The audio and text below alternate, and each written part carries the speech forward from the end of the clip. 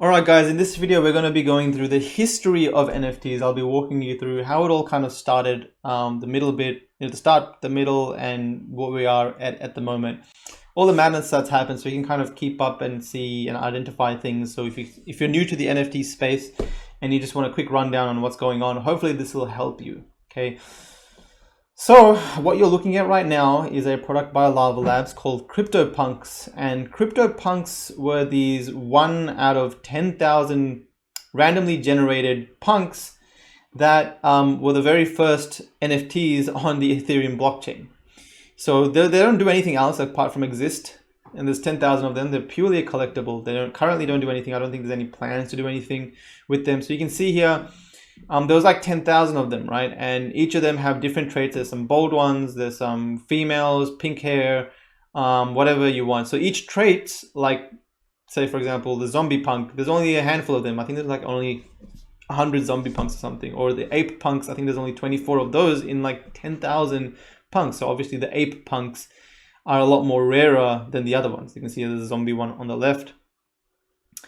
But basically that's kind of how it worked. It was just like you just come in and you claim them, and it kind of blew up because people realized, oh wait, you can collect these things, and then suddenly it had a very healthy secondary market once everything was claimed. I believe they were all claimed for free. The guys that created Cryptopunks just kept about 1,000, but they gave everything else for free basically. And you can see here that these rare traits, so there's 212 clown noses, hoodies, there's 259 punks that have hoodies, etc. So if you have a punk that has a very rare trait, and people are trying to collect those, so you can see the zombie ones over here, like I said, they're quite rare. So depending on how rare they are, they're going up in value. And it looks like over time, they've gone up from, they used to be like 0.2, 0.3 Ethereum back in the day when I used to look for them. Like about a year and a half ago now. Now I think the floor must be like 2 to 3 to 4 Ethereum. There's definitely some demand with these Cryptopunks because it seems like they'll only continue to go up in value just because of the nature of them being the first. Then came Cryptokitties, and you all probably know Cryptokitties. They kind of brought everyone's attention to the NFT space because suddenly people are buying cats for hundreds of thousands of dollars.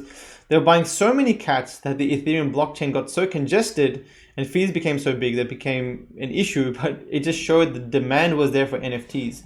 So you can see here, you can click on any of these Cryptokitties and they tell you the cattributes or attributes. I think a part of this was designed over Cryptopunks. And yeah, you can see here all the different traits that they have, and click in and see like all the different Cryptokitties you want. And some of them are rare, some of the early ones are extremely rare, but there's a pretty healthy kind of OG market for Cryptokitties and what they do because they've been like around for so long. But Cryptokitties are run by Dapper Labs, and Dapper Labs have gone ahead and doing things like NBA Top Shots and some really big projects, and releasing Flow Chain and their own blockchain, etc., etc. So they're offshooted, tangented, and kind of kept Cryptokitties as like a Cryptokitties universe, and they've gone on to do different things. Decentraland. So Decentraland is something you guys know. These guys have been in development for the last 2 to 3 years, slowly starting to roll out their product. Actually, we'll go to Engine. So Engine is a platform where you can build your own game and then integrate NFTs within it or into it. So Engine, there's a lot of people that have games on Steam. Well, there's a handful of games on Steam that people have made like pretty cool games on. And then, they're selling their tokens as NFTs on the Engine platform. Wax has been around for a while, and they're kind of like this collectible platform. They're kind of on the EOS chain, and you can see here that these garbage pail kits soon come. Street Fighter's also coming to this. Blockchain Heroes, Cogs, a bunch of different projects have kind of released their collectible set. It's kind of a launch platform in a way, where you can kind of launch your own NFT project on Wax. They want to be like this big marketplace. And then, yeah, Crypto Voxels, again, like I kind of missed the boat on this one. This one is kind of like a Minecraft type world. And then we have Decentraland as well, which are a 3D world where you can own things in virtual reality, you can own part of the world as a land, and then build the games. What you're seeing here is a lot of experiences that have been built by people within the world. Pretty cool, but very infant along with the other projects. I think it'll be like a year or two until you're going to start seeing some really cool, mind-boggling stuff from here. There's some hints of that happening.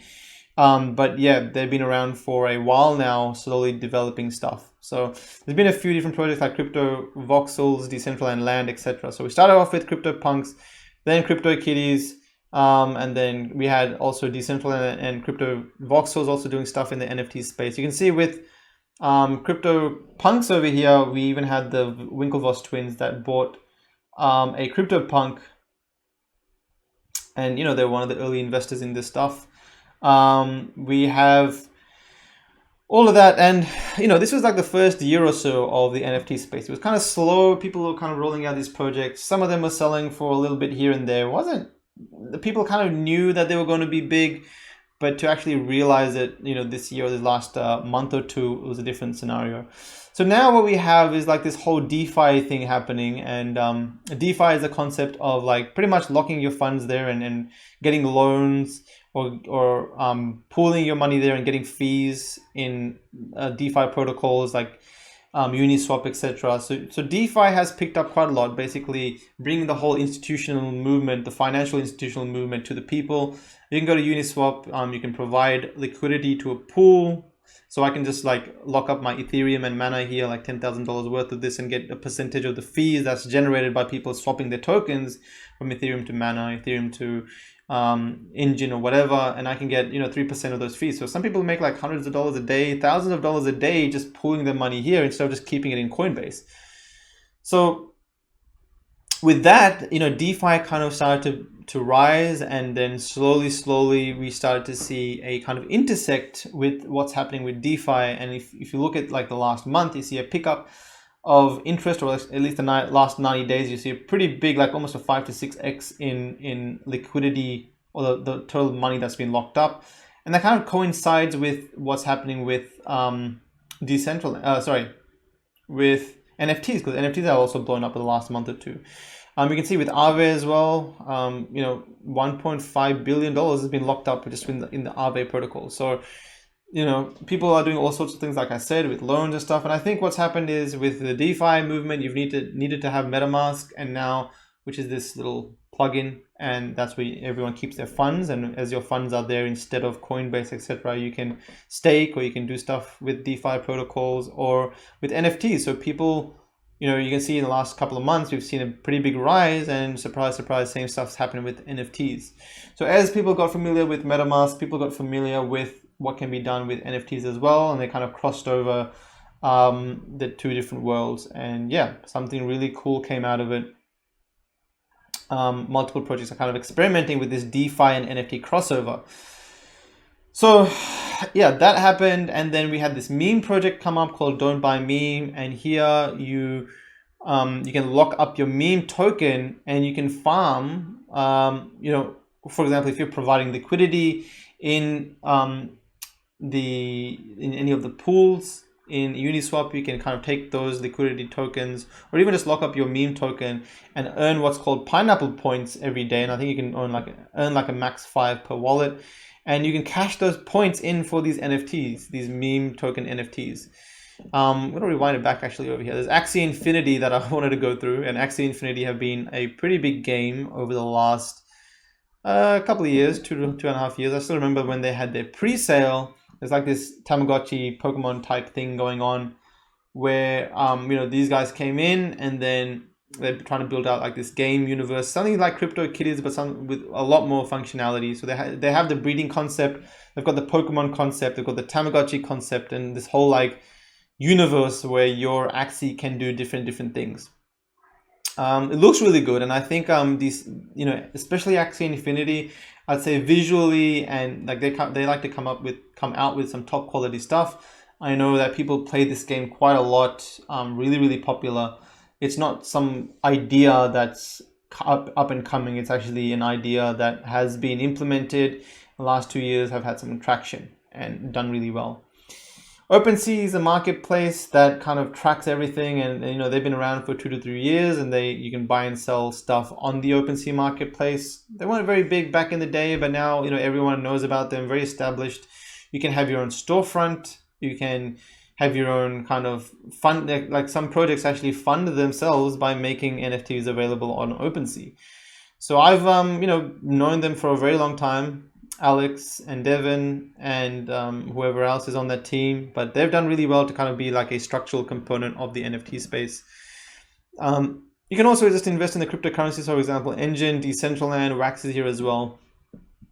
But pretty much that is the history of the NFT space. Rewind it back even before that, you have the cryptocurrency and blockchain, all that was maturing. But then, when Cryptokitties really went onto the scene, we had a bunch of these other projects that started to experiment with the NFT space. And now it looks like there's a lot more experimentation going on as people understand that there's a strong collectability value with NFTs. Putting that together, and I really think 2021, 2022, we should see a pretty big move upwards in this space.